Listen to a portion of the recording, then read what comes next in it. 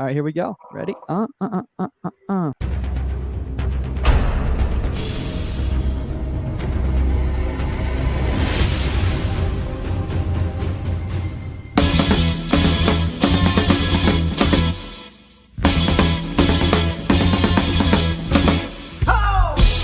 Welcome to Inside the 18. I'm Michael Magid, live from Hollywood, California.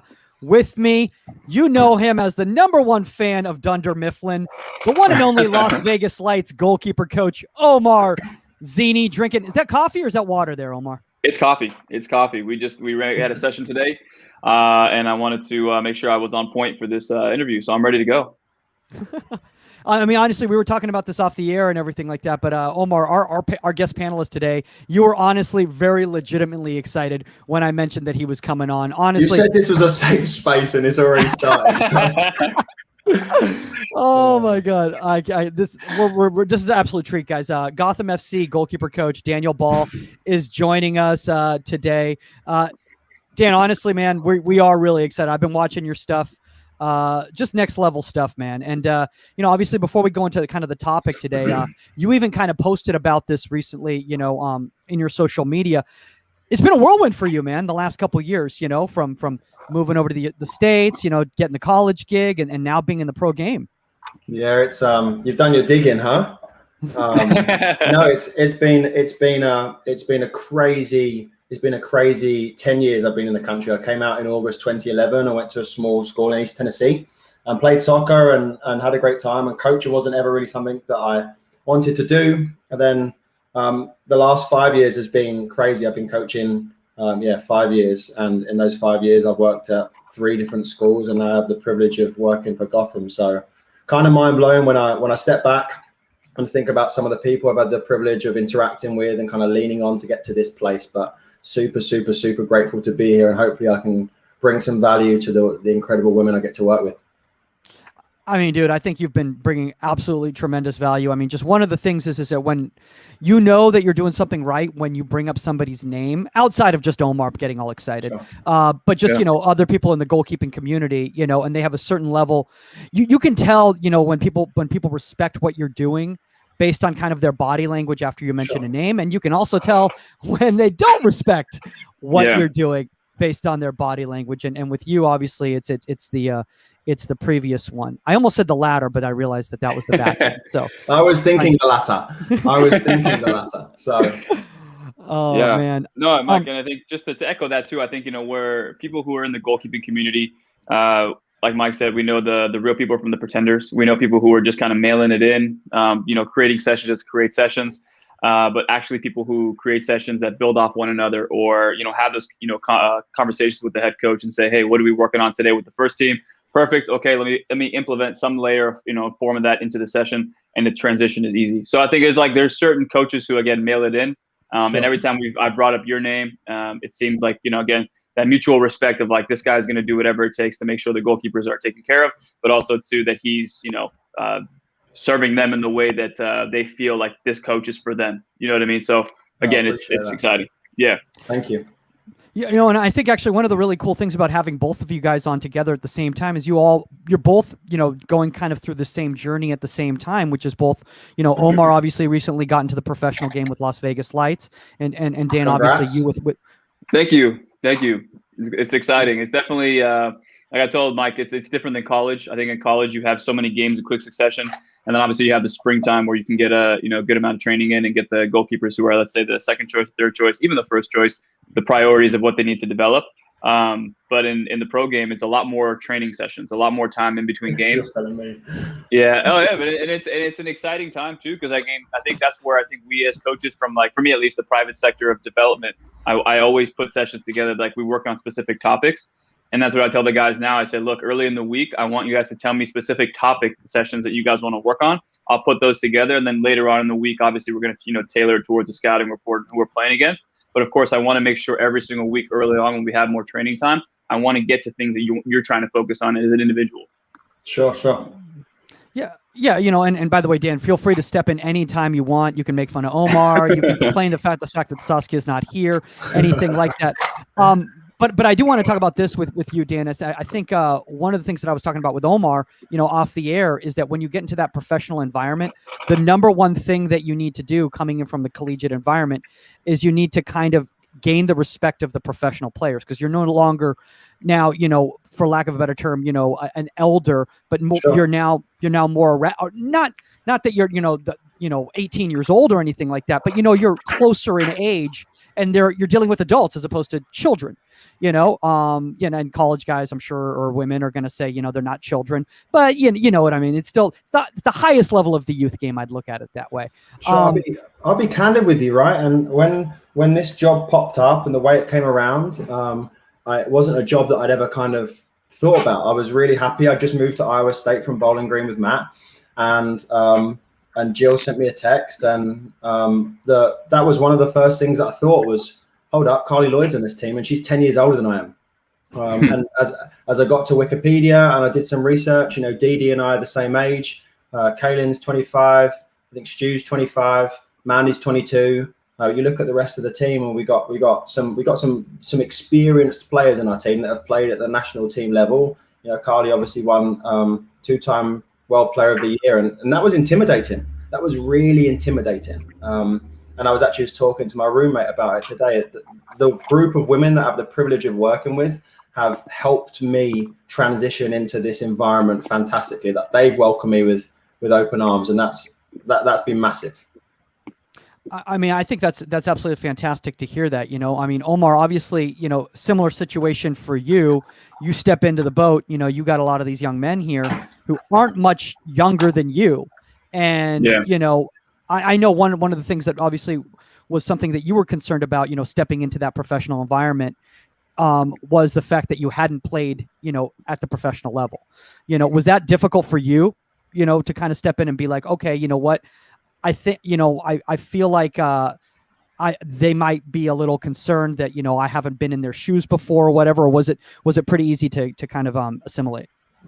Yeah, and I think obviously I've expressed this to you. It's a little bit more difficult because we have LAFC as our affiliate. So there's the second team goalkeeper is essentially the second goalkeeper for the first team. So that's been the most difficult part for me, is I don't get to see him that often, and I can't really build a rapport with him. And that's been the difficult aspect for me of like, I don't know his tendencies. I don't know what he likes before games. I mean, he tells me, but I haven't experienced it enough for me to do that. So I think that's been the hardest part for me. Other than that, though, I think, Mike, with your advice and other people's advice, it's, as long as you bring to a session ideas that are going to obviously prepare them for the game, but that they feel that they have reached out to you and said, hey, I want to work on this, and you're listening to them and you want to improve them, then I think for me, that's kind of taken away the not playing pro, but more so how can I be of service to you to make you a better player, and then obviously add a little bit more here and there. But yeah, for me, it was mentally hard to assimilate, but now that I'm there and really immersed in it, I think it's a lot easier than I thought it was. Yeah, I'd agree with Omar here. When I got here, I moved here on January the 1st, and one of the first things that I did was take each of the women that I work with out for coffee. And it was really important for them to learn a little bit about my story, right? I'm 28. Coaching wasn't something that I've had this yearning to do. Kind of fell into it and love it. But it's been an absolute whirlwind, and to the point of like never playing pro. I played at an NAIA school and then coached at an NAIA school, 2 NAIA schools. And I'm really forthright with the fact that I look at Kaylin and say, hey, I've never been to an Olympics, and there's a decent chance as a player I'm never going to go to an Olympics. We are fortunate enough to play our games at Red Bull Arena now, and I've never played a game in a facility like that. And I think being really forthright and say that I'm kind of on this adventure with you, and I will lean on the people that I can lean on to continue to advise you. But there are going to be times that I don't have an answer, and I will seek out the answer to help you. A little vulnerability goes a long, long way. Yeah. I think, Dan, I think, being that humble and having that vulnerability and being willing to be secure with the fact that, you never played in a World Cup, you haven't been in front of, 75,000 people. Sure. And had the weight of your entire nation on your shoulders, that sort of a thing, which, very few people in the world have. 0.000001% of all goalkeepers will ever experience that. The majority of goalkeeper coaches are going to come from an experience level like yourself. Sure. And I want a lot of young goalkeeper coaches out there to understand, because this is something that Omar was very concerned about when he began his coaching journey, is how can I ever coach at that level if I never played at that level? And you both too are two testaments about the fact that, to be a teacher has nothing to do with what level you played at. It's about, do you understand the game? It's about, can you, converse information, to people in a way that they understand it? Can you make them better? Can you be supportive?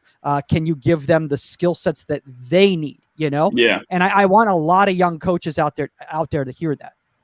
And I think too, it's like, for me at least, it's I don't know. I used to always try to fit into like this specific image of how people were, thinking of coaches. And I think after a while, you start to realize, okay, what makes you special is the way that you interpret the game, the way that you can filter out what's important to you and what's not, and then also take in new information. And I feel like, our coach is Steve Cherundolo, who's played in a few World Cups, and just how he communicates with the players, I admire it. And I'm just like, okay, well, if you played in that position, you have all this stuff in your head that maybe you could communicate to me, and I'm willing to learn. So I'm literally asking him all these questions of like, hey, this guy had a little issue the other day. Do I just let it happen? And then maybe if I see a pattern, then bring it up, or do I stop it right away? Then he starts to overthink it. So he gave me really good advice. And I just said, oh my God, okay, I never thought of it that way. But then now I'm able to communicate that, because for me, it was just like, I don't have all the answers, but I'm willing to be a sponge and get to the answers from other people. Yeah, and I'm glad that you bring that up about being a sponge from other people. I mean, Dan, you mentioned Jill, right there, in regards to, how you found out in regards to about the job opening and all of that sort of thing. I mean, to have a resource of somebody who played at that level and also is a dynamite coach in her own right, so nearby, and you being humble enough to being like, what? I'm going to ask Jill. I'm going to ask so-and-so, because obviously she has a rapport with Kaylin that you didn't have before because you hadn't been in the environment yet. Yeah, it's been testament to Jill, to be fair. It's Jill is an hour and 20 minutes away. And she, I think, has been really intentional about kind of removing herself and let me figure it out. But similarly, over every few weeks, touching base to see how things are and see how she can assist me, and she obviously has a vested interest in Kaylin's progression, and she was kind enough to attest to me prior to my getting here. I hope that she would still continue to attest to that. But there are a host of people that I lean on. Jill has been stellar. Lloyd, basically everyone you've had on here at some point has been huge. Lloyd at the Pride has been massive. Rade has been massive. Aaron Hyde has been massive. It was a year and a half ago that I had the privilege of sitting with Tim at a Man City game, just picking his brain, and it was mind-blowing. Anthony White and I talk a lot. Matt Doyle, all of these people who coach at the most elite levels are really forthcoming with their time and are willing to get on the phone and kind of bounce ideas back and forth and give me a hard time. And I am, it's not lost on me that they are a huge reason as to the reason I have the privilege of working with the women I get to work with every day. And Mike, go ahead, Omar. Dan, I again pick your brain too, but have you found that at the beginning, and I'm sure obviously you've grown accustomed to the personalities and the people on the team. I think for me at least, I'll speak to myself. It's like what Ian Foyer one time told me. He said, "Yeah, it was a great opportunity. I was working with the national team, but obviously you want to make sure you're not overcorrecting and just trying to show what you know, and when the points aren't there." But at the same time, he's like, one of the reasons why I feel Tim Howard and I had such great experience is because when I was working with him, I actually wanted to coach him. And he said that he pretty much told him, he was like, the fact that you weren't afraid to coach me is why I respected you. So for you, was that that fine balance of you want to come in and make an impression, but at the same time too, you want to make sure that you're not overcorrecting. And also too, you're not just there to, strike balls, but you're actually there to coach. And when you see something, you're not afraid to speak up. Yeah, I have a couple of examples of this, right? I have been walking this fine line of recognizing that the 4 women that I get to work with directly on the field are there for a reason. And their reason is that they put in a bunch of work. They've received some really good information prior, and I don't want to screw it up for them. But similarly, as I spent more, that was a fear of mine coming in, is that how would I make someone better? If you play at this level, how could you get better? And really quickly, I realized that there are spaces and places that all 4 of the women I get to work with can get better. And they yearn for that. One of our assistants, Becca Morris, when I took this job, she called me and she said, Dan, all of the women, I promise you, on our team, doesn't matter what level they've played at, how old they are, they crave information. They crave information. They crave being challenged. They want to be coached. They want to get better. And from the youngest player on our team, which is Mandy McGlynn out of Virginia Tech, she wants information in abundance. To Carly, Carly, after a set piece presentation, came up to me and was like, hey, this is what I need to know. And there are two people at either end of their career who want information because they want to step out and perform. They want to help the team. And it's taken a little bit of time for me to kind of grow into that. But just today after practice, Carly asked me a question. I was like, yeah, we can definitely do that next week. So that's been stellar. And something that I think as I move forward in my career is only going to continue to set me up for success. Amen.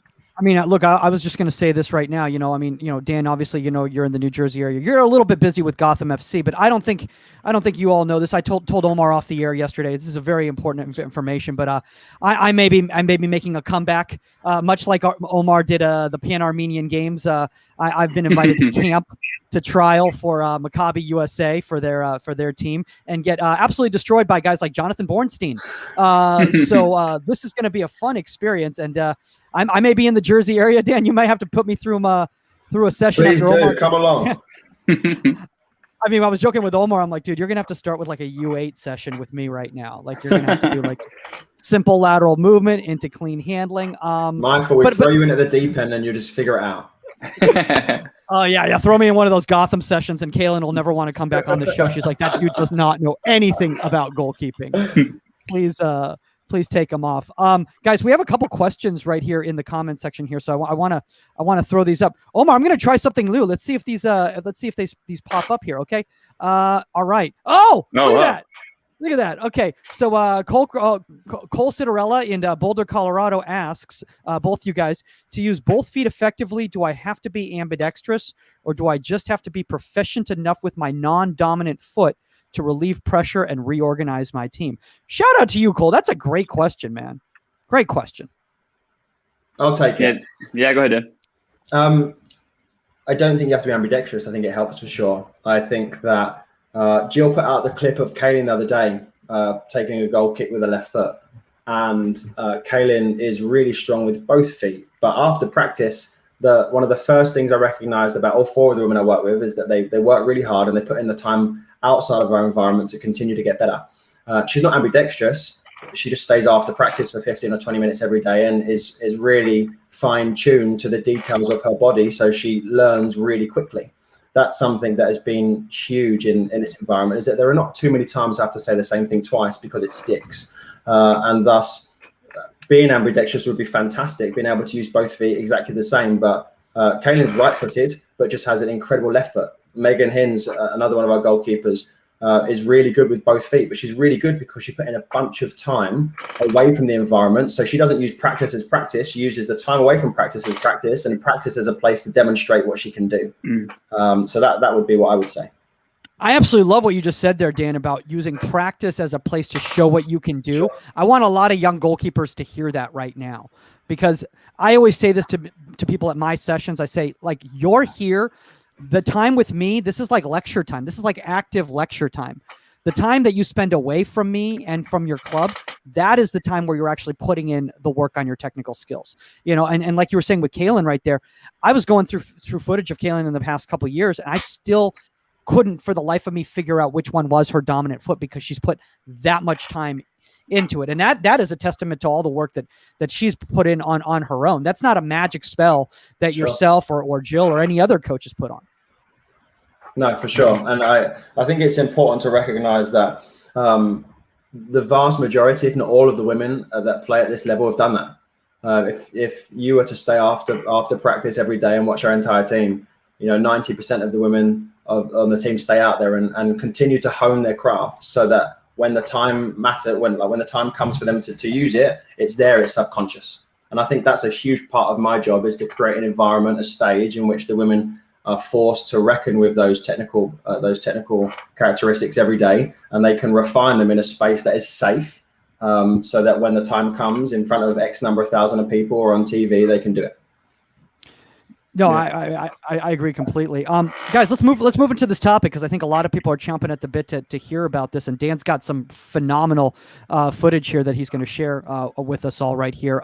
Guys, today's topic is manipulating space, utilizing both feet on to manipulate space and on restarts as well too. Dan, you brought up the fact with Kaylin about hitting the ball from a restart with her right foot and her left foot, and the tactical decision making. Jill posted that on the Keeper Incident, and guys, check out that post. It's really, really awesome because we completely stole it in order to make this entire episode happen. But maybe for some of the parents out there who are listening and are a little confused what we're talking about because it's a little in the weeds, what do we mean by manipulating space, Dan? Creating time, basically. The reason you would manipulate space is you want to create time, or you want to make progress up the field. So there's a host of different ways you can do it. We could be on it for hours talking about it, but using the people in front of you to drag and draw other players. It could be you as a goalkeeper occupying a different space to force someone to make a decision. I think that's, if I were to use manipulate, like extend or manipulate, you're asking somebody to make a decision on the opposition. And as a result of the decision, you're going to execute something. So that would be a really short synopsis of how I would explain that. You know, I think one thing that I like to say about it in regards to the manipulation, and Omar, this is something that you talk about consistently as well too, is that we're all going to have strengths and weaknesses in our game. And if we can manipulate the dangerous areas to be in areas that we can handle, we're going to be in a better situation, whether we're defending the area or whether we're on offense, right, Omar? Exactly. And we just did a scout for how we played this weekend, Phoenix Rising, how they press. Mike, can I just share it real quick? For me at least, the goalkeeper didn't do it perfectly in this situation, but for me, For me, this is kind of for me at least, this is what would be manipulating space, right? So like if I know that if I roll this ball out to my left back, and I know, for example, this guy Solomon Asante, he's a target guy. He's always going to sprint towards me to apply the pressure. That's his role. Then if I know that that's going to be the situation, I'm going to play this ball and then manipulate it. So now I've created all this space now for my left back. Obviously, I'd probably have him a little further to the touchline to create even more space. But if I know from a scouting report that he's going to keep stepping up to create that space for me now, that's for me at least when I talk about manipulating space. So again, scouting report is so important, but also understanding where you can play, what the person's role is in terms of like team pressing, and how you can manipulate them towards coming forward. And we talk about, do you have to be ambidextrous? No. But if you want to be difficult to press as a goalkeeper and you want the strikers to be honest, you have to be good or decently good with your feet, so they have to respect both. Yeah, no, and absolutely. And Dan, I think, one thing that I want to bring up is the fact is that it is so important to understand the tendencies of your own teammates as well too, when we're talking about manipulating space. Because if you manipulate the space for your advantage, but it's a disadvantage for your teammates, that's not no longer an gonna advantage. Yeah. It's no longer an advantage. I think if you were to, I did film on our game versus Houston the other day, and as I watched it back, there are obviously 10 other players on the field, and then the space in behind. Kaylin hit 10 of those 11 options. So when you have a goalkeeper that can manipulate the ball around the field and thus manipulate players, it's really hard to play against, because when you try and take something away, something else opens up. And when you have a mind like she has and the rest of our group have, the moment that something changes dynamically, so does their decision and the opportunity to execute. So I think the clip that Jill posted was from a goal kick, but in the run of play, there are a host of moments. In fact, my favorite clip was towards the end of the game. Kaylin picked the ball up because she looked as if she was going to hit a side volley, so the player dropped and she just rolled it to Ali Long, and Ali Long moved up the field. That was like the prime example of how to manipulate space in order to just set yourself and your team up for success. Joe, I love the fact you just brought that up, because disguise is such an important part of manipulating space. If you can disguise your intent, you're really putting yourself at an advantage, because now the other team is trying to second guess what you're going to do. And then in the next action, in the next scenario, they might just be expecting you to do a certain action because that's what you did before. And now you completely throw them off. So here is actually, we can talk really pragmatically about how to manipulate space on the field with your hand, with your voice, with your body, by dragging other players. But I say to our women all the time is that my hope for us is that we make it onto other teams' scouting reports. And if we're on other teams' scouting reports, then we're doing a good job. And that's really the way to manipulate a team, especially once you reach the collegiate level where everyone is watching everyone else's games. There aren't any surprises. Once the opposition recognizes that you have all these tools in your arsenal, it's really tough to play against, even if you know it's coming, because there's not only people on the field, but there's space. And if you're comfortable playing into space and you have a level of connection with the people that you're playing with, it's really, really, really tough to play against. Dan, I actually downloaded the game because I saw that distribution and I wanted to watch the whole game to like do a full breakdown. So exactly what you just said, I found that clip and I'm going to share it just so we can exactly what you're talking about here. Please do it. Do it. All right. Where is it, Omar? Right here. Can you see it? No, I don't see it. Did you put it up? Oh, yeah. It says it's sharing. No. Hold on. Try one more time. Sorry, guys. I think you were sharing it with yourself. Oh, let's see here. All right. Don't worry. All the viewers are just going to leave. They're just going to be like, I promise you, it's a really. You can't see you can't see my screen. Oh, here we go. There we go. All right. This is exactly it, Omar. Well done. Wait, do you want to rewind that so everybody can see that? Sure. Get the picture. Can you set it up? And again, too, you can see it, right? Like now it's the screen. Yeah. Okay. Sorry. One last thing too, and I want to add on to this as well, is that when you scout the other team's goalkeeper, that's why you see a lot of strikers now. They'll stand in front of the goalkeeper on a fast break because they know they're going to go for a side volley. So for her as well, knowing that the other team knows that is also very important. So she can pick and choose. Again, that's the savviness and the IQ of a goalkeeper's. Okay, I know the scouting report on me is, but now I can pick and choose now, and maybe once in a while play long so I can create a short option. Play short a few times so I can play a long option. So for this one as well, given that context. Yeah. So then she comes in on the smother. She's got the ball. She's pushing. So can Omar, would you go back go back to here? Watch as she gets up. She has this little stutter. It's like a two-step stutter, and it happens here.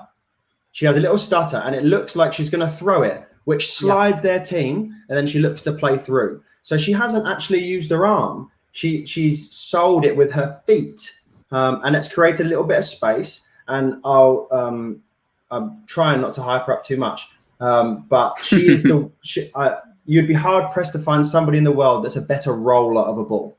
She bowls the ball at such an elite level pace that it might as well be a pass. So she uses it as an advantage. But as I watch this clip back, she doesn't pump with her arm. She kind of has a little stutter, which slides their pressing forward back a little bit. And she's like, brilliant. I'm just going to play into the space that you've just left. And look at this player, exactly what you're talking about, though, if you can see my cursor. She's recovering. Look at right when she sees, eyes up, she's walking. She's walking. Then you talk about that little stutter step. Look at now. She sees where her eyes go. Exactly. And that is, for example, I had spoken to Chris Sharp from the Rapids, and I asked him, what's the best thing for these young kids in COVID situations now? How do they showcase their ability on film, if they have any film? And he's like, Omar, when I watch the film, I look for IQ as well. So when you're seeing a situation where the team plays out of the back, does the goalkeeper, are they smart enough to play that ball down the middle and then know for a fact that that's going to bring the right striker or the right midfielder across so that when they receive that ball, now they can outlet pass over there? He's like, most players don't understand that. I'm looking for stuff like that. I want to see if their mind is able to manipulate the chessboard in a way where the first pass, or even if they communicate it and sprint one way and then they come the opposite way, are they able to manipulate the game in a way that they don't actually have to physically do anything prior to the situation actually starting? I want to bring up this first off. Obviously, Kaylin with the 17-month preseason that you all had, and and with all that time that she was spending in New York, New Jersey area, she probably took some classes at the Actors Studio because that was phenomenal right there. I bought it.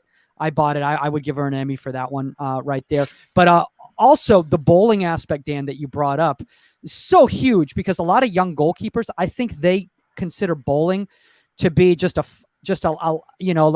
is a consolation action. Like, sure. And if nothing's open, well, then I'm going to go with the bowl. And they don't put any, I can't tell you how many times at a session I've seen at the foundational level, coaches just skimming past teaching kids how to bowl the ball properly. And then they get to Omar's level, maybe let's just say the collegiate level. Mm-hmm. And it's just, for lack of a better term, half-assed. Sure. It's half-assed. The pace is all over the place. They don't understand distance, and it's just because they've never put the time into it. So there are a couple of points to that for me. The first one is I feel like I try not to use the word roll, right? Roll connotes something very different to me. Bowl means that I'm going to, in the same way you would when you go bowling, you're going to put it down and you're going to be accurate. And that's the reason that we distribute, right? That's the reason we, as a goalkeeper, look to get rid of the ball, is to make progress. And as you bowl the ball, you can bowl it really accurately. The thing that I've seen people struggle with in the past is pace and using it as a way to beat lines. And Kaylin bowls the ball fantastically. If you watch, we played against North Carolina in the Challenge Cup, and Dee Dee played. And a couple of times she started the attack with a bowl, which is a really tough thing to do, especially if you're starting the attack. It means you're probably breaking a line or two. And to do that with a bowl is supreme, and another thing that teams have to factor in. My hope, as I said before, is that our group of goalkeepers make it onto scouting reports, and the scouting report is they can do this, they can do this, they can do this, they can do this, they can do this. And the question from the team is, well, how do we stop it? And once we've done that, we turn into a team of 11 players that can play make, and it's really, really tough to defend. And Dan, Mike, sorry, one last thing too, and again, I clipped this one from the game. And I think, again, what I like about Sheridan, what I like about Kaylin too, is like, this is one of those things as a you know, talk about playing rondos or playing as a field player growing up. Like for me, this manipulation for me in terms of just buying yourself that little bit more time. I'll press play so you guys can see it. Watch this little step over, boom, and look at that. Just like the most like subtle thing. Now the striker, look, she's cross-stepping across. It forces these two players to become unbalanced. And now she has the other way to go. It's something so like fractional and so small, but it does so much damage. So the term that I would use for this is that we use their momentum against them, right? Like she's pulled her leg over the ball, and she has the option now to use their momentum against them. So she slid them 1.5 yards, and 1.5 yards isn't in distance, isn't a whole bunch of space. But once you're moving that way, she can go the other way. And here, does she choose to? Let's see, where does she play, Omar? Exactly. Oh, just right. So now we found our right back in an acre of space, and we look to play. I mean, she just broke that whole line right there. It just that was awesome. I mean, by the way, Omar, did you literally were clipping the same ones that I was clipping last night? So were we doing some telepathic thing going on here? You guys are very thorough.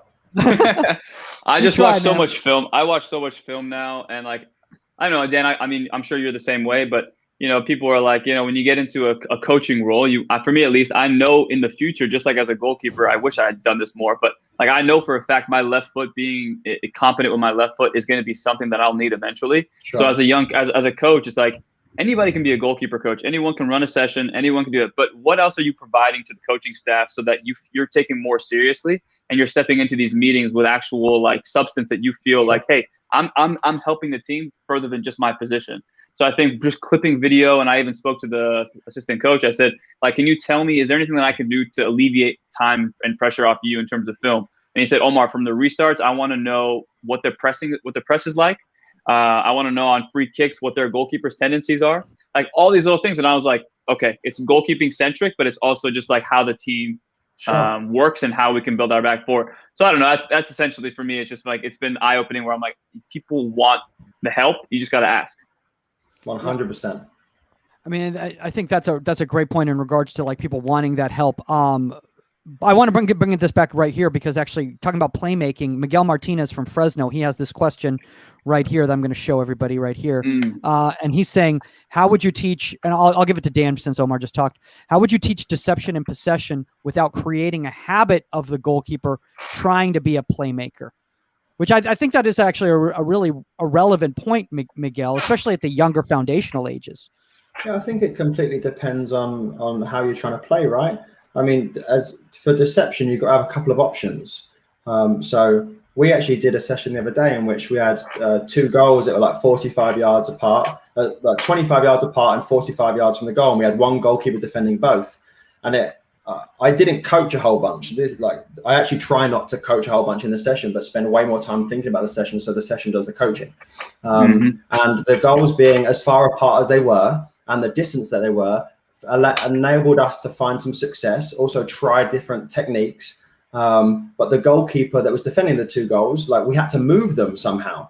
And thus you see the women like running, like sliding one way and playing the other, or putting the ball down, using their eyes to slide the goalkeeper and use their momentum against them. We want at Gotham, we want our goalkeeper to be a playmaker, to be able to break lines and find people on the field so we can make progress. But I don't think there's anything wrong with trying to be a playmaker. If you have the option to be a playmaker and your coach reins it in, then that's fantastic. It's actually the other way that's more difficult, right? You want your goalkeeper to be a playmaker, they don't have the tools. So yeah, go ahead, Omar. No, Dan, I just wanted to ask you a question too, because I definitely have had in recent, like in the past with goalkeeping groups, how one goalkeeper is obviously has certain qualities and Sure. things that like obviously make them not superior, but they add more, they bring more layers to their game, and that's why they're the starter. Is it difficult for you, or have you found it difficult where like you're trying not to push those same strengths of Kaylin onto the other goalkeepers? I literally just had this conversation with them yesterday in film, in which I've been here for 4 months, and I decided, I'm sure one of them was going to watch this. So I decided I would share a little bit about my philosophy just for a couple of minutes before film. I'm super conscious of the fact that they are all different people and they have different narratives and different stories. They all play at different colleges from different parts of the country. They represent different countries. And I'm not trying to make them the same people. Do I have, as a goalkeeper coach, things in my mind that are like preferences? 100%. And I've been really conscious over the last 5 months to kind of rein those in. And there is a level of inevitability that they start to do kind of the same things, like positionally. If you were to watch Dee over the Challenge Cup and Kaylin over these next couple of games, I think you start to see some similarities. But my job is to offer bespoke coaching, right? Is to tailor it to them and their strengths, their physical characteristics, their social characteristics, their technical abilities, and design sessions that can challenge all of them simultaneously for the period of time that we work together. Yeah. Amen. Dan, did you want to bring up that session now? Sure. Let me share my screen, because I think this is important, and I want to. I'm actually going to share a session plan first, if that's all right. Yeah, for sure. Because I think this is. Can you see that? Yeah. Hold on. Yep. Okay. So I think this lends itself as to the way that I coach a little bit, and I'll work through this. We have a board in our practice facility, and this goes up every morning, and it's right outside our office. It's actually really interesting to watch the women come over and read it. And what's really interesting for me is that they read it and they often have got absolutely no clue what it means. After a couple of months, you start to pick up on okay, I think we've done this session before.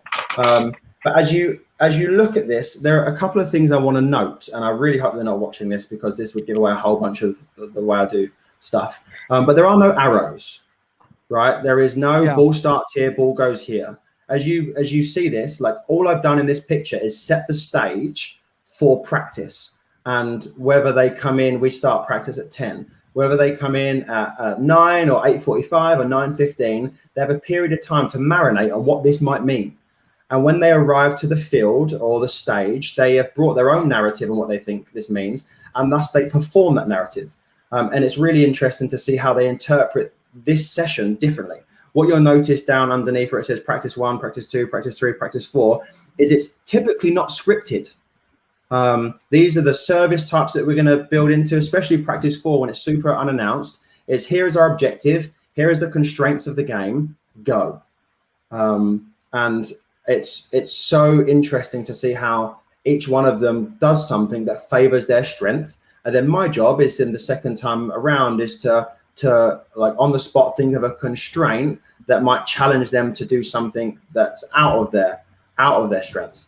I've seen a lot of session plans in the past, and I'm not saying this is right or wrong, that have arrows and this is where we start and this is where we go and this is how we finish. And I think the reason that Kaylin, I can't take credit for Kay, but our group over the next few months will continue to excel, is that every day I would like to think our game mirrors the game. I put a video out on Twitter the other day, and it was at half a field, 10 mannequins, 3 goals, 5 goalkeepers. And I'm not too sure you can get more realistic than that without playing a game. And thus, no arrows means I can challenge their decision-making processes and try and find out why. Dude, this is awesome. I mean, I'm not gonna lie. This is like something like you're making my head explode right now. I've never seen a session design like that before, and I absolutely love that from a psychosocial standpoint as well too. Just allowing the goalkeeper to create their own narrative in their head. I want to try this. I'm really curious to see what my goalkeepers will come up with when they go out and try to activate for the session, because then, like in a game, you start behaving in certain patterns, and then when you're forced to change those patterns and improvise in the moment, now you can, because you've been taught how. Dude, I mean, this is next level type stuff, but man. When you look at this, when you look at that one session plan by itself, it doesn't do a whole bunch, right? But that was preseason day 15, and now we are 90 days or 80 days into the season. Once you tether them all together, you actually start to dismantle the narrative and kind of recreate the narrative, which I think sets them up for success. So that's, I think, has been massive over the last few weeks and months, that there is no, this is how it should be done. In my mind, I have an idea of like, this is how I think it's going to go. And what I think is super important in this context too, especially when we talk about playing with both feet from restarts and manipulating space, is they have the freedom in the session to adjust things. There are times that I set mannequins up wrong or put goals in the wrong place, and I really want one of them to saddle up and say, this is not in the right spot, or I see the game like this, can I make this? And I try to, not always successful, I try to provide an environment in which they feel a safety to adapt and challenge and explore and discover and all of these other words, so that when they get to game day, they're super comfortable holding someone accountable. If they don't like the way I've designed a set piece defensively, or the other team has done something differently, they can make adjustments and they can own those adjustments, because ultimately as an elite level soccer player, you have to make decisions and own them. And I think if they're challenged to do that 3, 4, 5 days a week, then why wouldn't they be successful on a Saturday in Chicago? I mean, dude. I mean, I this is why Omar was so excited to have you on. Like, see, we weren't joking around about this. I mean, I just love, and I love the evolution of coaching, not just the playing aspect of the evolution of playing, but the evolution of coaching. Because I think, Dan, I think you're showcasing a lot of the things about how I don't want to use the term modern goalkeeper coach. I know like certain people like Paul Rogers can't stand the term, sure. But more just the fact of like outside the box thinking, the next generation of goalkeeper coaches, and thinking about what's that next step? What's that next step that we can take this to the next level type of a thing? And if we can get more of, Daniel Ball type thinking at the foundational ages, at the younger ages, then there's less of a relearning process that you need to do once they get to your level, Omar, right? Yeah, no, I'm just, my wheels are spinning. I just had a question for Dan, because I think I'll speak for myself, but I'm sure other coaches as well. It's that paralysis by analysis. And I think even through quarantine, after the first few rounds of podcast, it was always like, hey, everything has to be game-like. I know Anthony White was challenging. Do we have to hit volleys? Maybe we strike off the ground. Maybe we hit moving balls. That's more realistic. And I think for me, it became so, like, I really put myself into like a lot of stressful and anxiety-filled situations, because I was trying to put a session together, and then I said, this has to be more game-like, and then I would put more stress to make it more game-like. So, Sam Mika was on last week. He mentioned, there's certain days where it's technical. You're going to get a lot of reps, and it's not going to be as game-like, because obviously you need those. And then obviously there's going to be days where you're not going to get as many reps, but they're going to be game-like. And again, the ball goes over your head, you're calling away. That's very game-like. You may not get a touch on the ball, but it's game-like. So for you, is this session that you've put together, like you said earlier, in terms of like I do all the planning and then the session is the teacher, is it every single thing has to be the way you've set it out there? Or do you have certain days where it's more predictable, or do you challenge yourself to make it every single time you go out there that there's something cognitively these goalkeepers are trying to adjust to? There's always something cognitive, whether they recognize it or not. There's always something cognitive. Okay. So it might be the location of the goal, right? No 6-yard box today. Figure it out. What's that going to force you to do? Part of the field, like yesterday, we got out before the sprinklers came on, and I had a bucket of water and just donking balls in the bucket of water and smashing them at Kaylin. figure it out. You know, you keep dropping them, figure it out. We're gonna have to change something. We have to be dynamic in our approach to change something. Our most technical day is the day after a game for the two goalkeepers that didn't dress, or the two goalkeepers that didn't dress and the goalkeeper that didn't play, because we want to catch and see a bunch of balls. But every day there is a technical component, like our warm up. Some days is super scripted, and some days isn't. But no, I think that it has to look like the game a decent amount, and it served all the goalkeepers I worked with really well. I'll tell you the fulcrum. I went down to IGCC a year and a half ago, 2 years ago, and Richard Hartis just absolutely blew my mind. I sat in a conference room, and the man was talking. He played Gabrielle, a song by Gabrielle, and I just started crying. I was like, I cannot believe that this guy is challenging the way that everything is done. And Tim has been huge in this. You know, Tim and I bounce ideas back and forth, and Ant and I bounce ideas back and forth. And like, have you thought about this? Tim's brilliant at sending you a message on WhatsApp saying, why have you done this like this? And I love that. But it's lent itself to my being,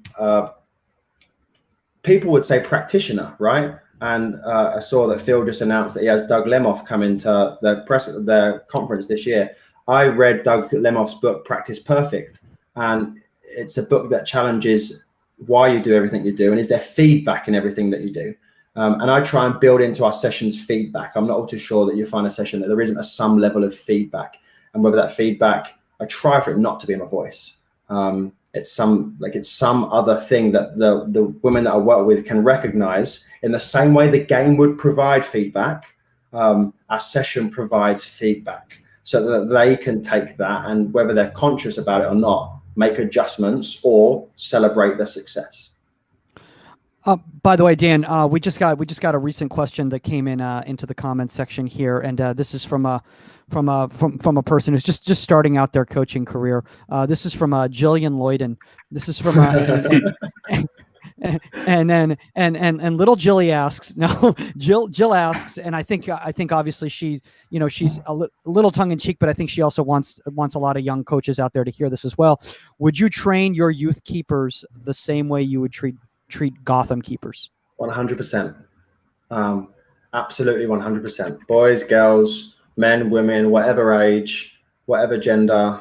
100%. Drop them in the environment. And we made a joke about this at the start, right? About you playing. But operate in a space that is safe, but afford them the opportunity to explore and experiment and make mistakes and do things wrong and become frustrated and leave annoyed and come back even more frustrated, because I think those are all really important parts of the learning process. I am, if you look at the Gotham website, it says I'm a goalkeeper coach, but I think I'm a facilitator. I would like to think I'm a little bit of a teacher. But yeah, 100%, no matter what age that I work with, and right now I work with 22 to 29, I would 100% do exactly the same thing. I did the same thing in college for the last 2 years, Iowa State and Bowling Green, and whatever chapter comes next, whether it's working with elite youth or experienced professionals, I would 100% adopt to the same approach. But with this being said, I'm not stuck in my ways. I am super receptive to new ideas. Kaylin said yesterday, hey, can we try something before practice today? And we went out, and it was the 5 of us, another assistant coach, Becky Tweed, and it was a really good idea. And it was an idea that I probably don't build into practice enough. And thus, I really enjoyed the fact that she was confident enough to say, hey, this is what I think we should do today. And I really intentionally, before practice today, she actually thought I was pissed. I really intentionally didn't have my voice a part of practice. I was there as a way. She needed a body, and I was the body. And I wanted her and the rest of the group to work through the solutions. And there was a moment where they were like, this isn't working. And I was super intentional not to say anything so that they could figure it out. Because on game day, when I figured this out last week, when there are 6,000 people in the stands at Portland and 500,000 people watching on TV, I can't fix it from 100 yards away because they can't hear me. And you've got to fix it. And I think that starts pre-practice, in practice as well. I love the fact that you just brought that up, because I think that's something, especially when it comes to the build out.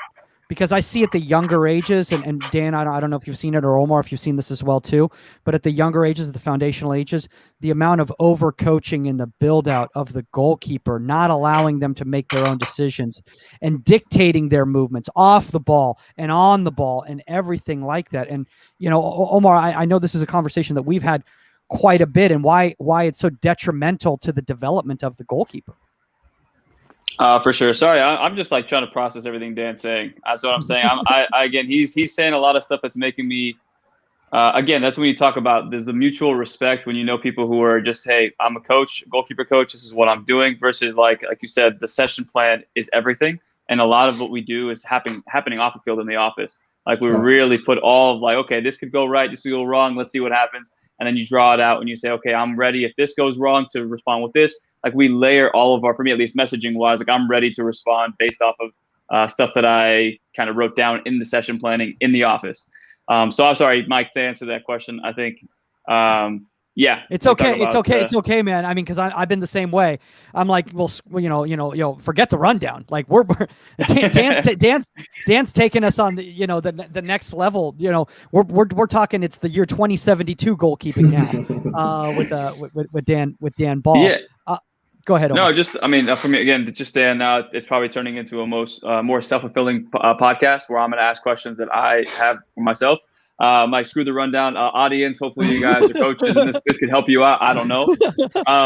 But I mean, just, again, to that point that you're kind of, you know, alluding to there, like you're a facilitator and like you're trying to make sure everything that you're doing is setting these goalkeepers up for the stage that they're going to be playing on without having to.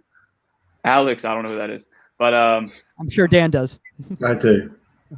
But yeah, so for you, again, have you found in certain moments that you, again, in trying something new, whether it's with your voice, whether it's with your session plan, that something didn't work, and then you were like, how did you respond to that? Omar, I fail all the time. No, I want to know, and I want to know your temperament and like, are you balanced? What happens? On a serious note, I fail all the time. I can't expect for the 4 women that I work with to provide an environment and me hope that they fail and me not expect to fail. There are times that things just don't work, right? There have not been many times this year that we've done the same session, like at all. And thus the vast majority of things are new. And I'm like working them through in my mind or at a coffee shop or in the office. And I'm like, I really hope this works. And I think a strength of mine as a coach is that I can pivot really quickly. And that's the reason that my session plan at the bottom isn't really scripted, because I have an idea in my mind. And if it's not working, I'll pivot. But there have been a couple of times this year that I've sent a message to the group after and said it wasn't good enough for me today. I'm sorry. Or design sucked, or, hey, this isn't working. We're going to do this instead.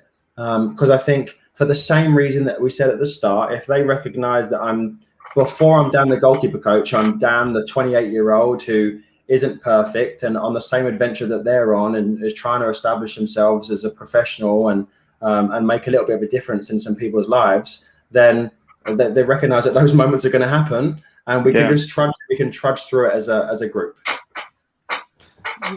Yeah, you know, and by the way, I think it's so crazy. I mean, like, it's like a doppelganger situation right here. You know, both Omar and Dan, 28 years old, you know, both doing the professional thing. Look at how we got the next generation of goalkeeper coaches right here, teaching not just the youth, but those even older than themselves. Dan, actually, I have a question. Go ahead, Omar. Were you saying the same thing? No, no, just to Dan's point there too. Like, I remember I spoke to like a panel of the MLS guys, and I was asking them, like, it was I was Paul, Phil, Chris Sharp, Todd, and I was just like, you know, I had a session the other day, and one of my really good friends who I work with, I ran a session with him, and it was a cutback session. The session did not go as planned. He was frustrated. He had drove through traffic, all this stuff, and I remember him going off on me, like, I didn't drive all this effing way for you to put me through this crap session. And I remember thinking so less of myself afterwards. I'm like, wow, like, I what did I do wrong? I explained that to them, and the guys looked at me. They were like, Omar, if your players aren't responding to you in that way, you're never going to get better. You don't want someone to be like, hey, coach, that was a bad session. Can we do something different? You want to be able to now go back to the drawing board and realize, okay, maybe I did have like a plan that didn't work out. Maybe I need to plan a little bit more, or maybe if these situations are happening, do I open my ego to feedback so I can get that feedback right away, like you're saying, and then pivot. So it's like there's so many layers to the personal side of things and how you handle the distress and certain adversity. And also, too, as a coach, now it's like you've had the rehearsal, you've done those reps over and over. So now you're open to new ideas, and then you can pivot on the fly. So it was just, for me, it was that peace of mind knowing that coaches who are obviously in that higher level, like they've had that before. And again, hearing your answer right there, I'm like, damn, thank God I'm not the only person who, like, I'm in the session, I'm just going, this is absolutely so bad. Why did I draw this up? And then sometimes I make myself just go through it. I'm like, this is, it's good to know, but also how quickly can you think of a pivot, and how was it, was the session plan? Was it the goalkeeper's not having a good day? What was it? And we figure it out in the movement. I want to build just really quickly. Can I build on Omar's point here? Because I'm about to get a little academic. I'm about to get a little academic for a second. It's okay. But I think that there is this, the US and the UK and a lot of Western countries are set up educationally that the teacher is the font of knowledge, right? And you go to the teacher and they pour, like, it's in the same way you would pour gas into a car, they pour into you and you scoot off. And when you need more gas, you come back. And that's not the way I try and coach. Kaylin has won way more than I have. Didi has played for a country. Stu played at one of the best colleges in the country. Mandy played at Virginia Tech. She played for the US youth national team. I've not done any of that. And thus, it's really important that they pour into me. They pour into me with their experiences and their knowledge. And we can do it as a team, as a group. Are we always going to be happy? No, because one person's going to play and I have a big part to say in who plays. But it's not Kaylin performing, it's not Didi performing. When Kaylin plays well, it's because the group is doing really well. When Didi done really well in the Challenge Cup, it's because the group has create an environment every day in which she's challenged, and thus she steps into a game and it's hopefully easier. There is no individual that pours into one for all of the answers. It's we as a group work through these issues as individuals, and we bring our narratives and our biases and our experience, and hopefully we can grow and learn. So it's called the banking concept of education. Like, I'm not just cashing out money to everyone. So if you get it's we're in this together. Amen. I want to ask this as we kind of Dan, if you don't mind painting the picture and putting up that session, now that we saw the session design or lack of design. Sure. But how it all comes together, because I think a lot of people. Yeah. Legend. Can you find it? Yeah. Can you see it? Yeah. Good. So I put this out. On the social medias, I don't know, like 7 weeks ago. So the field looks crap, but it's actually lovely right now. And there is very little in this that's scripted. You've got to adjust, and Didi's just tipped the ball onto the post there. Fantastic. This was right at the start of preseason. I'm trying to learn a little bit about what our women can do when it's chaotic and it's technical. Here is a moment where the weather is really bad and we've got a really small bit of space. This is actually where I've been blessed by all of my bosses. I always have time and I always have space. And I think without those two things, I'm going to really struggle to make people better. But this is a moment that we had to pivot. So we've kind of thought on the fly with the space that we have, and we start to create these really game-like situations that carry over to the game. This is, I think, the prime example. We actually just did this session yesterday with the 2 goals I was talking about for the distribution and one person defending them. This is like the prime example of playing a goal kick with your weaker foot. So this is Stu in goal, Megan, and she's right-footed, but she's about to play the ball 40 yards with her left foot into a pocket of space. If you watched us play the other day against Houston, this happened 2 or 3 times. Now there's a centre-back facing their own goal, and I'm applying pressure. My pressure forces Stu to have a touch. She's got to recover and make a save. Like super, super simple. But the emphasis is on making the decision, reading the triggers like Sam spoke about last week. Here is a moment from the start of practice in which there's an absolutely zero catching. It's can you break lines? Can you play at pace? Can you have an intentional touch? What do you do if you don't? So this is kind of a little bit of the flavor that we operate under that I really believe transfers over to the game. You talk about announced and you talk about scripted and like technical. This is one of our really early sessions in preseason in which They all know what's going to happen, when it's going to happen. We just got to see what the game is about. This is actually one of my favorite clips, and it'll be the one that I end it on. Dan, real quickly before you move on, right there, Please. if you can add on a little bit about that announced to the unannounced, and that there's nothing wrong with the fact is that at the beginning of your preseason that you're doing announced service, so that they're just getting back into the rhythm and getting that movement preparation, so that their body is ready for those responses, and then you can layer on from there, right? No, so there for a couple of reasons, right? And I'm still learning about them as individuals. They all have quirks and parts of the game that I observe something new every day. The big part of the reason that we did it is that when I first moved here, we did a session as a group, and a few of them were like, "Okay, the pace is way faster than we're used to." So we broke it down, and they just so they could see the pace, and there was no thinking. They just had to see the ball, and thus we had an announced session. Like part of the session was heavily announced, in which they knew what the order was going to be, they knew what the ball was going to be, but you need to see the pace. So that once we get into places where it's less scripted, the pace isn't the consideration. The consideration is, okay, how can I be successful in this environment? And Dan, can I just also elaborate, Please. guys? Again, what Dan just said, guys, and I think is so important for young coaches, and Mike had to teach me this, is that, like you said, the teacher is not the all-knowing. You need that constant feedback from your players, because as Mike and I were texting yesterday, you're there to serve them, and then prolong their careers by giving them what they need so that they're ready for the weekend. So again, like what you just said is so important for young coaches. It's good to go out there with your lesson plan. It's good to do all that. But at the end of the day, you need to get that feedback. So the players, again, you're serving them to make them feel as obviously accountable to the sessions, but also too for the performances that they had accountability in the sessions that were created. Sure. So I think mannequins, you're very rarely going to see in any of my sessions cones. They don't exist. So I use a host of mannequins and a host of small goals, and then from the small goals we'll set objectives. This is something that Tim spoke about probably a year ago now, is that sometimes we ask people to hit the goal, sometimes we ask people to hit the post, because the post is going to drive a technical proficiency. Are you going to drive it against the post from 15 yards, or are you going to play it with the instep of your foot? And then thus the post represents someone's specific foot, and you can ask them to make progress.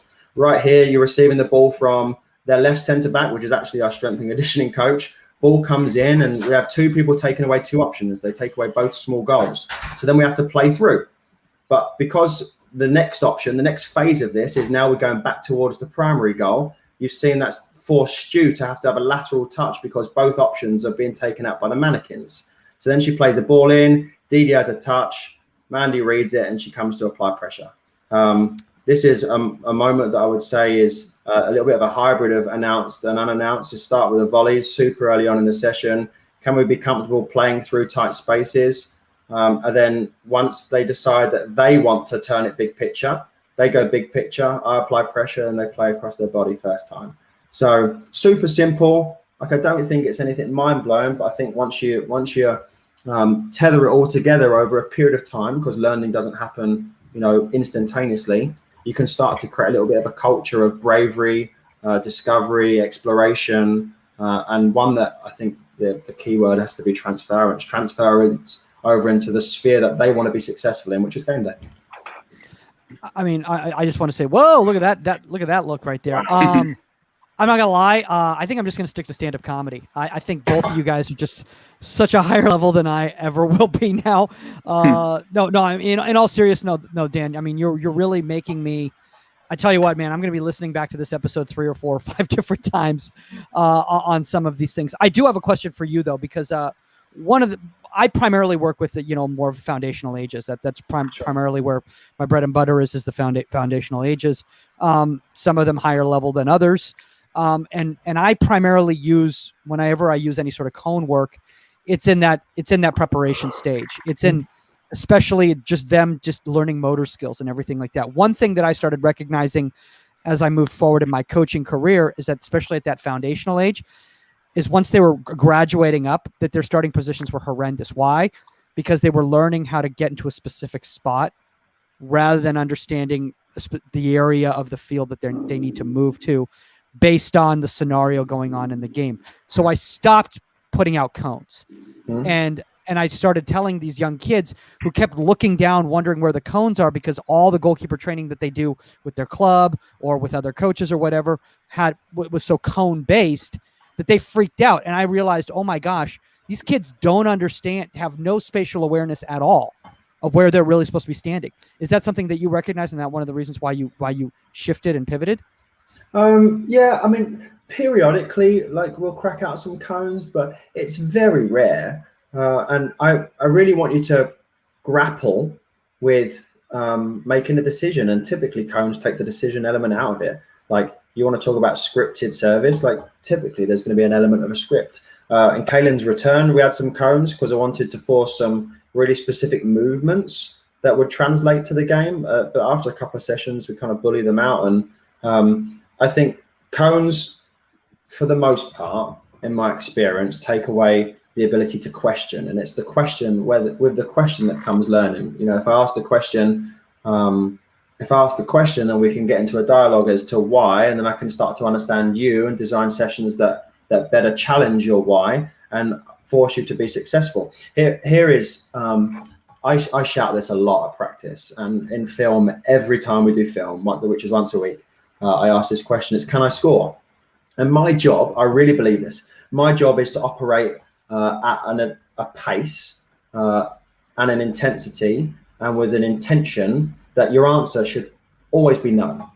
Like I really believe that after a period of time, I want to breathe confidence into you, that you've seen every picture, that you feel comfortable in every picture, that no matter where the ball is, the answer should be no. And that for me is what drives positioning, because I feel like far too many people get sucked in because they worry they can concede.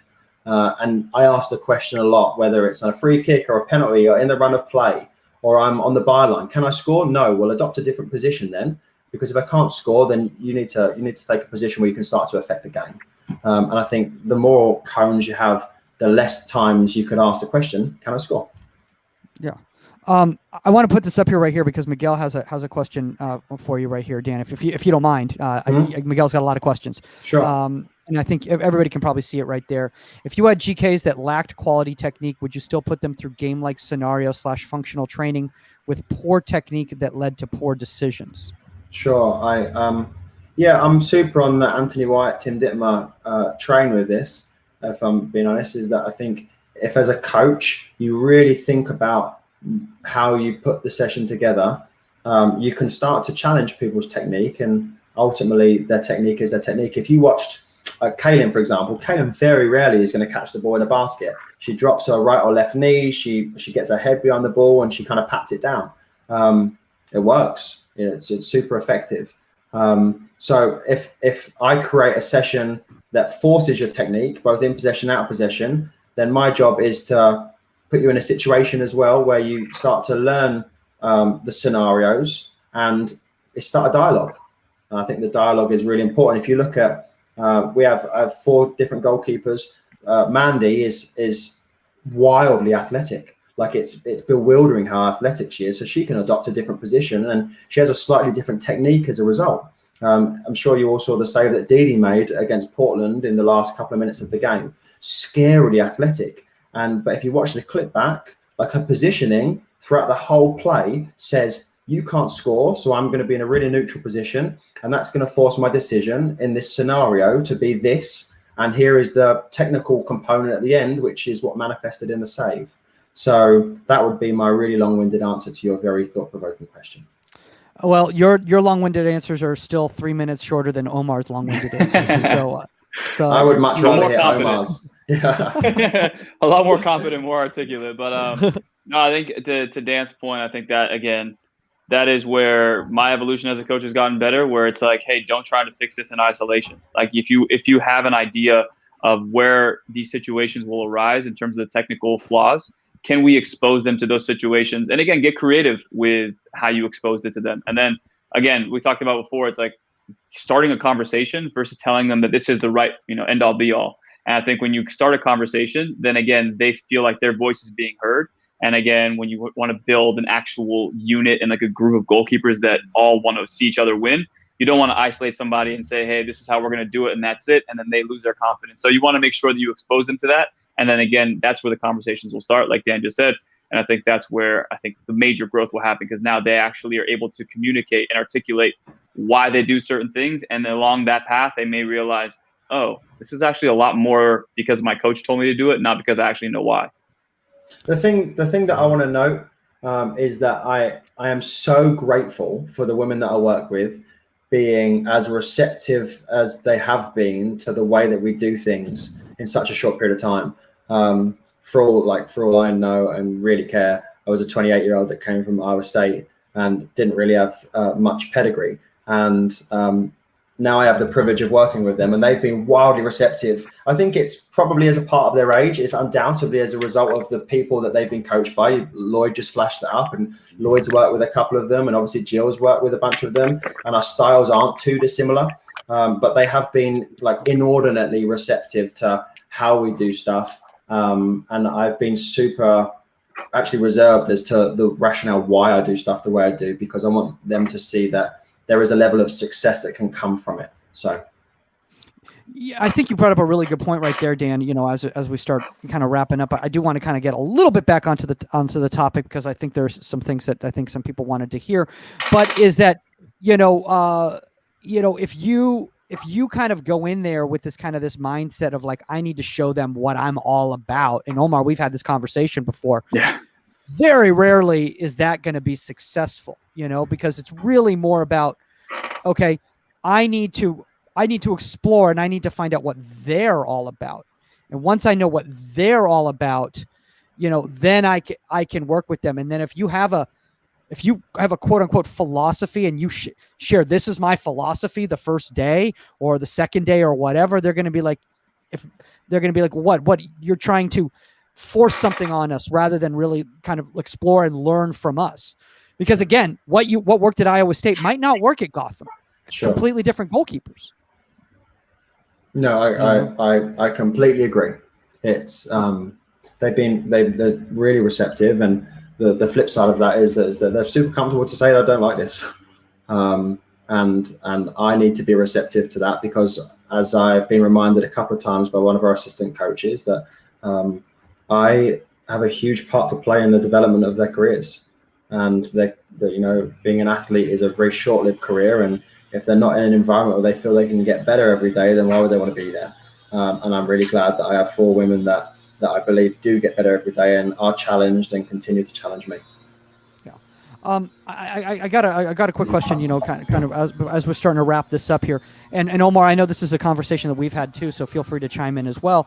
But I've had this issue in the past where when I've been working with young goalkeepers, on playing with both different feet and everything like that, is that they start getting into a mindset of, oh, I'm supposed to play it. I'm supposed to play it with this foot. I'm supposed to move into this space.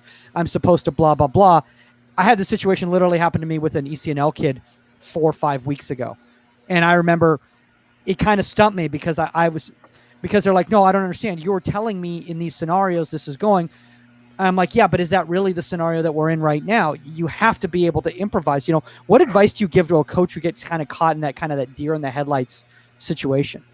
Yeah, I think it's I said before, the psychological safety net, the environment where it's you got to be. You don't have to be, but you might bear more fruit if you provide an environment where people are willing to try different things. If you come to watch one of our sessions, you would see that Mandy McGlynn likes to play across her body, and she does it really well. You would see that Megan Hinz likes to actually not play across her body, and she's going to let the ball roll across her body and use her other foot. To me, I can't do that. I don't have the technical ability, the flexibility to do that. Playing across my body would be my preference, but it works. And I think at some point we have to discern, are we looking for an aesthetic, or are we looking for an outcome? And I am much more on the outcome side of it now. I think probably 3 or 4 years ago when I first started, I had an idea of what things needed to look like. A collapsed dive, a forward dive, it had to look this way, and I probably inadvertently bullied that into the goalkeepers I coached. But now, keep your narrative, keep your experience, and I'm gonna nudge and prod as to force you to think why. And if you just come back with the same rationale, then great, you're a professional. So, yeah. Omar, anything you want to add to that? I think one thing I want to ask you, Omar, is that because the showing aspect, a lot of young goalkeepers, they show with a certain foot because they expect that's where the ball's supposed to, that's where they wanted the ball. And then the ball doesn't go there and then they panic. Yeah, no, I mean, as Dan just said, like the psychological safety net. And I think, I speak from experience. When I was in school, the teacher said, these are going to be the formulas that you're going to need to answer the questions. And I memorized 2 out of 5. And I hope to God that it was those 2. And more often than not, it was the other 3. So it's just unfortunate, but that's just how I kind of process things now, where I'm like, give them as many scenarios as you can possibly give them, where we talk about the exposure of like, hey, at a certain level, your left foot needs to be competent enough. And if it's not, and I'm exposing you to these sessions where, we're working on it, like it's gonna come out either the truth or it's not gonna be truth.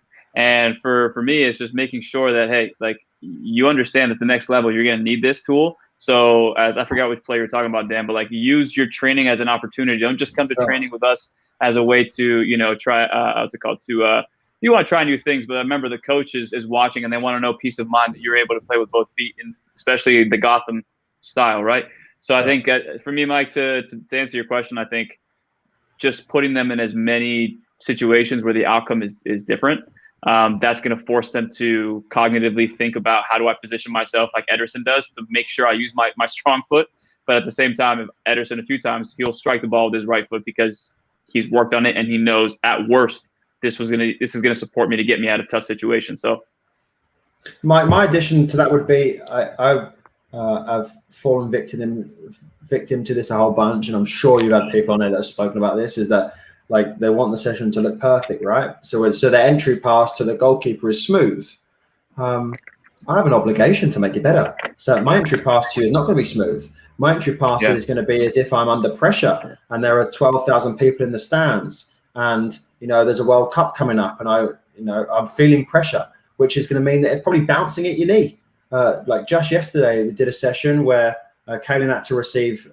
This was before the session. Kaylin received a pass to like drag her out of the goal and slide her back in. And I asked our assistant coach who's playing the ball, like, I need you to give her a pretty manky ball because it's going to force her to be cognitively dynamic. Am I going to have to shift my body? What touch am I going to have? Do I have to use this foot? Can I use the outside of my foot? And that for me is the thing most representative of the game. So that's when it comes that the pass is good and the surface is brilliant and the ball isn't wet and there isn't a ton of pressure, you can be successful. I absolutely love the fact you brought that up, because it's something that I've been trying to change in my coaching in the last few years as well too, where I used to try to make my service as clean as possible and ask and expect any outfield players that are working with me or other goalkeepers that are working in the group environment to give quality service. My idea of quality service was clean service, but you're absolutely right about that. And I've started doing uglier service, and I've actually had parents and other coaches come up to me and be like, hey, you need to give them better. You need to give them better service or whatever. And I'm like, but this is realistic. This was based on the Nathan Thackeray conversation we had a couple years ago, where he said, what are the demands of a U9, a U10, U11? What kind of service are they actually getting? They're not getting service from a 35-year-old man, swinging that in right there. They're getting the service. It's going to be choppy. It's going to be hard. It's going to be all over the place. And they have to learn how to deal with that, because that's what they're going to see in the game.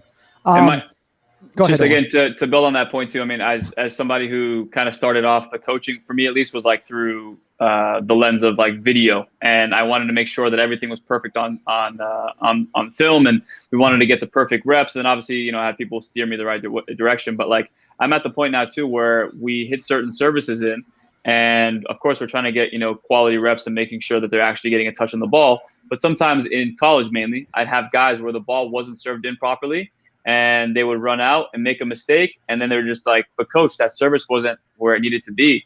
And I'm like, but you made a terrible decision to come out. As much as it is that him getting the ball towards you and you catching an outlet, finding an outlet, it's the same exact decision decision-making process that goes on in your head where you have to call away. So that's where also too, I think when you start getting those players who haven't had that, it's just that adjustment period of like, everything is live and you need to treat it exactly like the game. And it's an adjustment period for some people, but sometimes, unfortunately, you kind of have to be the person who's shooting the messenger, for lack of a better term.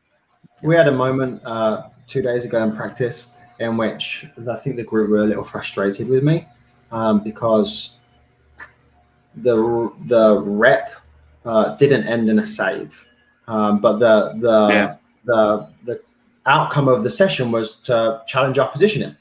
And as I look back at the Houston game, there were 7 or 8 crosses that came in the box in which our positioning we probably could have been a little bit better. And I addressed the topic with the team, with our goalkeepers at practice at the end, when they were a little frustrated that they hadn't had the opportunity to make the save off the header, off a volley or a cutback. And my response was, look, like if you want realism, then this is realism. You've just received 25 crosses in which 6 of them have ended in like an outcome that you want, but your positioning has been challenged in all 25 of them. And if that's the way that we're going to continue to train, then we're going to be really successful in games. If we're forcing people to make decisions and the ball goes out for a corner, goes out for a goal kick, or it gets a bit ugly, the game gets a bit ugly too, and we've got to be able to respond in those moments. I mean, I couldn't agree more. I mean, Dan, we've been going for almost an hour and a half now, man. So we're probably going to start wrapping it. No, man, are you kidding me? This is amazing. Like, I mean, Omar and I are probably looking at each other and like the mental telepathy is like, when can we have Dan back on the show? Like, I mean, this has just been outstanding. Go ahead, Omar. Just to, again, I kind of want to show one part of my session real quick, just because watching my own session back, I was frustrated with myself because now it's just like I didn't change up. Like it was a more so a pattern and somewhat of not a scripted outcome, but like you kind of knew more. Like for example, it was like 1v1 stuff, and obviously you can find the entry guy here. He can lay it off to me. And for me, instead of doing like 10 to 15 reps of this, I probably could have done, for me at least, I probably could have done like 6. So then they're actually seeing like, okay, 6 reps could have gone perfectly. That's one of our equipment guys. rough shooting. But for example, it hit the ball. Yeah. I thought that was me for a second striking the ball. So again, I could have probably done less and then probably still gotten the quality on this versus doing 10 reps so I can get 6 good reps. Does that make sense? Sure. Go ahead, Dan. No. I was actually just agreeing with Omar. I mean, can I add something, Omar? I mean, I'm not Dan Ball, but do you mind if I add something right there? Make it quick so Dan can talk. Go ahead. I think you have to again. It goes back to like what Nathan was talking about, the demands of the game. Is that realistic? I know you wanted to get high reps. That was kind of the whole kind of emphasis in your mind, your point of view of high reps. But there's a point in time where high reps becomes unrealistic because it's not. They're never going to be in that type of. I really hope they're not. I mean, I don't know. I haven't seen Vegas play a full 90 yet. No, I agree. So everything you're saying exactly. That's kind of when I look back on it. It was like a -7. So we're out -7 from the game. So I told the guys like, hey, give me a specific topic because we're so far out that I want to really enhance that you guys have been looking to work on. So again, I wanted to get that feedback from them. They said 1v1 session. So I put obviously inside the 18 certain movements, a combination where the finishing action was essentially like the majority of the drill. Then later on, I backed it up a little bit more. And then I obviously had them start a little bit higher so they can transition back to their goal. But then I felt like, hey guys, look, I know we're critiquing these 1v1 situations, but I could have done better as a coach to not have the same exact mentality on rep 1. By rep 10, you guys are exhausted. So it becomes monotonous at that point, and you guys don't have that same focus. So what I could have done is lessen the reps, probably change the angles a little bit more, but lessen the reps. So now we can actually have a real discussion about you're more or less fresh. Your mind is seeing a new pattern versus seeing the same pattern 10 times. Yeah, well, we'll have a therapy session about that next week. Yeah. Sorry about that. That's all good. Dan, while we're wrapping up right here, man, first off, congratulations on all the success. Not to just yourself personally. Obviously, it's a team effort at Gotham. Obviously carrying on the momentum from last year when they were sky blue to now. To make it to the finals of the Challenge Cup, that's not easy to do. I don't consider it a preseason tournament. I consider that the start of the season, in my opinion. And obviously, the beginning of the season is going in a solid direction for you guys. Where's the best place for people to connect with you? There's going to be tons of questions. I know there is. So where's the best place for people to connect with you? Sure. I actually, Lloyd gave me a really hard time for having 2 Instagram accounts. And posting very similar things on them both. So my Goalkeeper Instagram is actually like on a bit of a hiatus. So Twitter is the best place at dbball29. My Instagram is now not private; it's open. So feel free to shoot me a message, reach out, and if you're ever in the New Jersey, New York area, and you want to come to a game, then be sure to let me know, and we'll figure out a way to get you in. Awesome, man. And obviously you can reach out to Omar. Do you have a Vegas Lights email yet, or is it just Instagram still the best way for you? Just I know Instagram, you get so many DMs. Okay. All right. I've never heard of it. I've never heard of it before. I think it's Pro G something. Yeah, just go on there. Remember, contact at insidethe18media.com if you have a guest suggestion or a topic suggestion, or at Goalkeeper Podcast. If you want to talk about comedy stuff, check out all my coming dates, guys. I'm going to be going live, probably going up to NorCal, going down to San Diego, hopefully out to Chicago this summer as well, too, at Michael Magid or michaelmagidcomedy.com. See, I threw in the plugs there that have nothing to do with Michael, can I add something? Yeah. Thank you guys for having me on.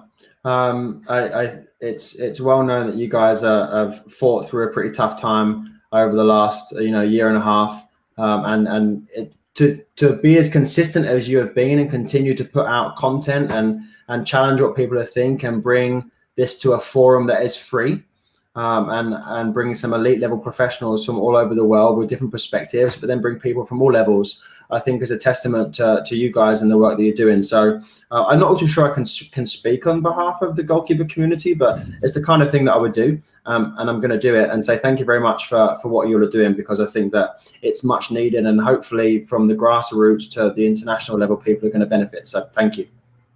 Honestly, Thanks, I'm honored, man. I mean, we put a lot of time and effort into all of this, and as well as Omar does on his separate channel, the Pro GK Academy side as well too. And I think honestly, if it wasn't for people like yourself out there who are being open and honest and willing to share with the rest of the goalkeeping community, I mean, none of this would even be possible. It would just be Omar and I, talking NBA basketball for an hour and a half. We definitely could hold our own. But no, Dan, I think again, it's like we wanted for at least my channel, and I know for the podcast too, like we wanted to create a platform where like-minded individuals and people who want to disagree on certain things, the philosophy in terms of how I've progressed as a coach. If people agreed with me since day one, I would not be where I am today. I needed people to challenge and then be presented with new ideas and new thoughts. Even Anthony White, the podcast I had with him, he, like you said earlier, what do you say? Aesthetic versus the outcome. And that's what Anthony told me. He was like, I was a technical goalkeeper and it looked great, but then when I stepped on the field, things didn't add up. So that's why I didn't make it.